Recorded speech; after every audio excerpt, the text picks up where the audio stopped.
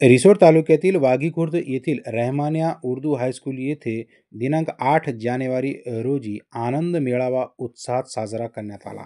या मेळाव्यात विद्यार्थ्यांनी आणलेले आपले चविष्ट व स्वादिष्ट पदार्थाची विक्री करून खरी कमाईचा अनुभव घेतला.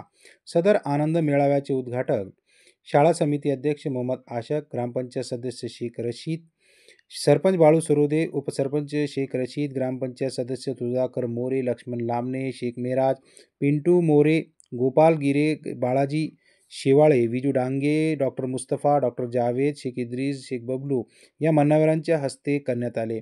मेळाव्याला आलेले प्रमुख पाहुण्यांना शाळेचे मुख्याध्यापक एम के फारुकी, मोहम्मद सगीर, शेख जावेद, मोहम्मद जाकीर, सय्यद तौकीर, शेख फारुक, शेख शकील, शेख नईम यांनी आनंद मेळाव्याबद्दल माहिती दिली.